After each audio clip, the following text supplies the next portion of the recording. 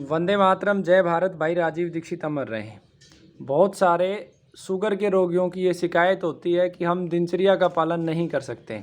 मेरे पास एक बहन जी हैं और भारत की राजधानी से हैं, दिल्ली से हैं, और ठीक मेरी ही तरह वो भी नौकरी करती हैं और प्राइवेट नौकरी करती हैं, और प्राइवेट नौकरी के साथ साथ अपने परिवार का पालन पोषण भी करती हैं। और उसके बावजूद भी उन्होंने सारे परहेज़ निभाए, और उन परहेज़ों को निभाने का जो इनको परिणाम मिला है, जून माह से इन्होंने दवा प्रारंभ की और उस समय इनकी खाली पेट जो शुगर थी वो 300 थी, और खाना खाने के बाद अप्रोक्स 475 के आसपास शुगर थी।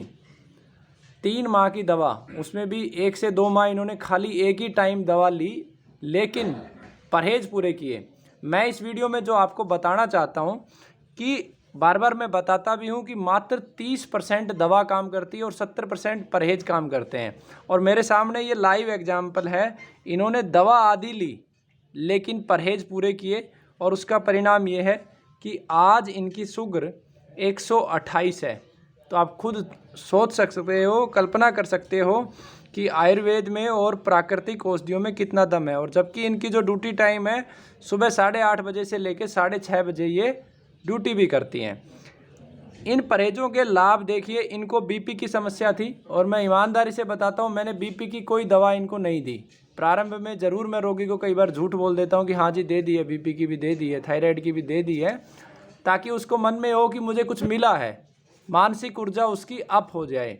लेकिन खाली शुगर की दवा दी, पेट ठीक करने की दवा दी, इनका बीपी बाय डिफ़ॉल्ट नॉर्मल हो गया, शुगर 128 हो गया।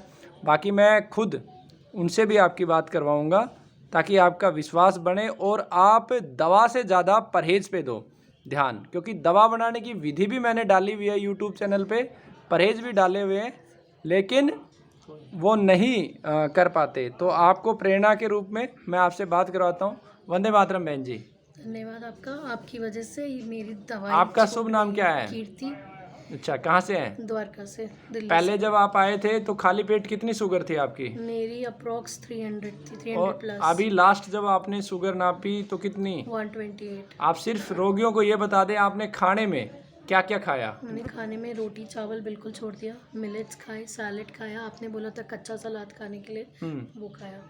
और जो पहले बीपी की समस्या थी वो कैसी है अब? बीपी तो मेरी दवाई बिल्कुल छूट गया है। बीपी की दवा छूट चुकी है। छूट गया। और इस वीडियो के माध्यम से मैं आपको ये अश्योर भी करता हूँ कि आपने ईमानदारी से अगर परहेज़ किए तो आप वीडियो में देख भी पा रहे होंगे सभी साथी, अगले 6 माह के अंदर आपका कम से कम 10 किलो वेट सिर्फ और सिर्फ, मैं सभी रोगियों को कहता हूँ कि सिर्फ पानी पीने का तरीका आप बदल दो। सिप सिप करके पानी, जिस तरीके से ये जहर रूपी चाय आप पी रहे हो, उसी अंदाज में अमृत रूपी जल जो कुएं से या ताज़ा कहीं भी मिल जाए, उस पानी का सेवन करो। और कितना सेवन करो, आपका जितना वज़न है, मान लो आपका 90 किलो वज़न है, तो कम से कम 5.5 लीटर पानी एक दिन में पियो। पानी पीने का जो नियम है वो सुबह उठते ही पियो, ब्रह्म मुहूर्त में 4, 4:30, 5 बजे, जब भी आपकी आँख खुल जाए। खाना खाने से 1 घंटे पहले पानी पियो, सिप सिप करके। खाना खाने के 1.5 घंटे तक पानी मत पियो, 1.5 घंटे के बाद पानी पियो, सिप सिप करके। सुबह खाना ज़्यादा से ज़्यादा खाओ, चबा चबा के खाओ, और अपने खाने में गेहूं चावल को अवॉइड करो। फ्रूट्स वेजिटेबल्स को ज़्यादा स्थान दो। बाकी जौ चना मक्का आप खा सकते हो। दोपहर का जो खाना है सुबह के खाने से आधा खाएं, और शाम का खाना जितना हो सके अवॉइड करें। कच्ची सब्जियां या जौ का दलिया आप खा सकते हैं, वो बहुत फेवरेबल है। जहां तक संभव हो उसे सूर्यास्त से पहले खाएं। नहीं संभव हो पा रहा है नौकरी की वजह से और शरीर नहीं अलाउड कर रहा है तो कोई बात नहीं, आप खा लीजिए, लेकिन इसके अद्भुत परिणाम आपको मिलेंगे।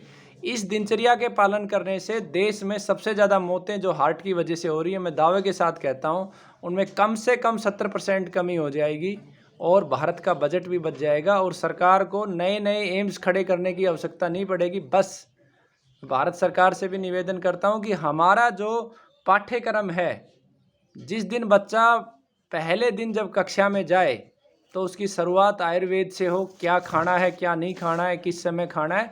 मैं इनके परिवार के एक सदस्य से भी बात करवाता हूँ। जी, आपका शुभ नाम? जी, मेरा नाम साकेत सेठ है। जी, आप बताइए, आपको कैसा महसूस हो रहा है कि एक दवा की जो गुलामी थी, शुगर की दवा और बीपी, वो दोनों चीज़ें आपकी धर्मपत्नी जी के नॉर्मल हो चुके हैं। आप खुश हैं? जी मैं बहुत खुश हूँ, क्योंकि मेरे पहले से ही बिलीव नहीं था कि एलोपैथिक से कुछ ठीक होने वाला है, क्योंकि इनकी मदर की भी शुगर की दवाई चल रही है, वो आज तक चली रही है जी और सिर्फ वो कंट्रोल कर पाता है, उसको ठीक नहीं कर पाता। जी तो मुझे पूरा विश्वास था कि आयुर्वेदिक से ही इनकी पूरी सही होगी।